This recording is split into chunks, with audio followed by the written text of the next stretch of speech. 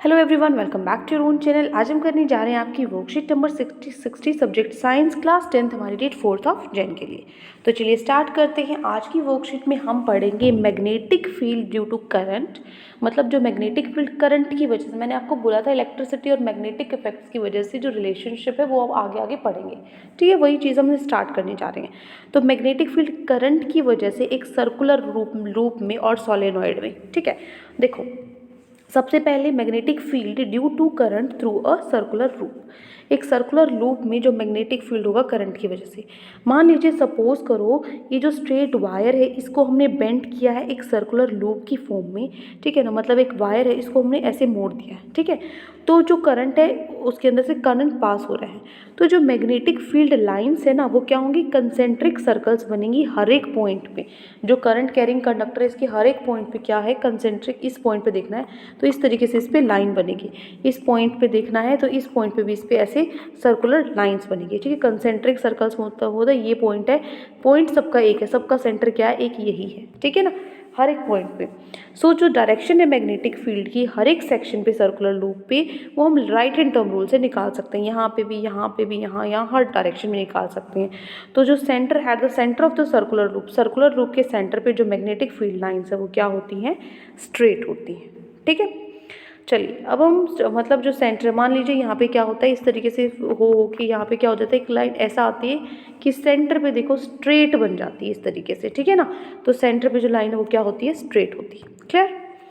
Next है, अब ये तो हो गया सर्कुलर लूप। अब जो मैग्नेटिक फील्ड है करंट की वजह से एक सोलेनॉइड में, सोलेनॉइड सबसे पहले क्या होता है, जो कोयल होता है ना, तार होती हैं, कोयल होता है, उसमें सर्कुलर टर्न्स, मतलब जो वायर है ना उसको ऐसे ऐसे घुमा देते हैं स्प्रिंग की तरह। तो जो कोयल होता है जिसमें बहुत सारे सर्कुलर टर्न्स होते हैं इंसुलेटेड कॉपर वायर के, जिनको पास पास में हम रैप कर देते हैं सिलेंडर की शेप में, वो क्या होता है, सोलेनॉइड होता है। तो ये क्या है, एक सोलेनॉइड है। तो एक स्ट्रॉन्ग मैग्नेटिक फील्ड जो प्रोड्यूस होता है सोलेनॉइड के अंदर, मैग्नेटिक फील्ड हम प्रोड्यूस करते हैं सोलेनॉइड के अंदर ताकि हम मैग्नेटाइज कर सकें। जो मैग्नेटिक मटेरियल है जिनकी मैग्नेट हम बना सकें उनको इसके अंदर रख के उसको मैग्नेटाइज करते हैं ताकि वो मैग्नेट बन जाए। जैसे सॉफ्ट आयरन हो गया, जब कॉइल के अंदर हम रखते हैं तो ये कॉइल के अंदर रखने के बाद ये क्या बन जाता है, मैग्नेट बन जाता है। तो magnet so formed is called electromagnet.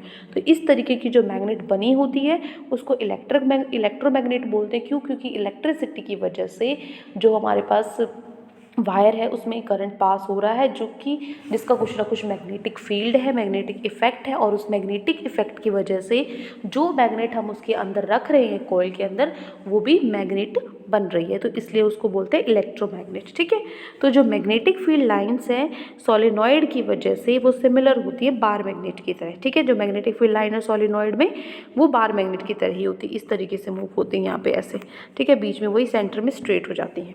तो one end of the solenoid behaves as a magnetic north pole while the other behave as south pole. तो जहाँ पे ये सोलेनॉइड है ना, इसका एक एंड नॉर्थ पोल की तरह बिहेव करता है और एक साउथ पोल की तरह बिहेव करता है, और नॉर्थ टू साउथ इस तरीके से ये मूव करता रहता है हमारा मैग्नेटिक फील्ड लाइंस। ठीक है, सो जो फील्ड लाइंस है सोलेनॉइड के अंदर वो क्या होती है, पैरेलल होती है स्ट्रेट लाइन, क्योंकि यहाँ से तो ऐसे ही जाती रहती है ना। सो इसका मतलब ये क्या दिखाता है, this indicates that the magnetic field is same at all points inside the magnet. इसका मतलब ये अंदर तो सारी स्ट्रेट है, इसका मतलब सोलेनॉइड के अंदर जो हमारा मैग्नेटिक फील्ड है वो सेम है हर एक पॉइंट पे।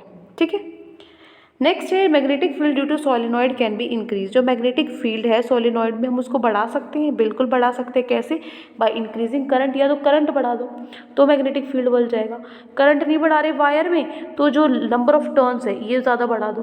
ठीक है, तो भी क्या हो जाएगा, मैग्नेटिक फील्ड बढ़ेगा आपका। क्लियर। सो ये हमने सोलेनॉइड और सर्कुलर लूप के बारे में पढ़ लिया है। नाउ मूविंग, अब हमारे क्वेश्चंस पे moving to our questions. First question है हमारा, एक minute.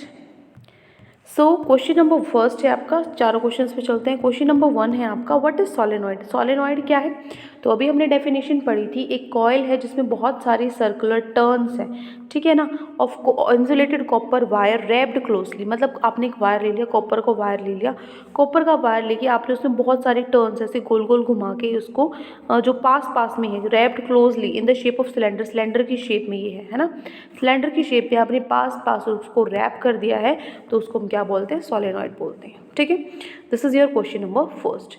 Next question number 2 is draw the diagram of magnetic field lines due to current carrying circular loop.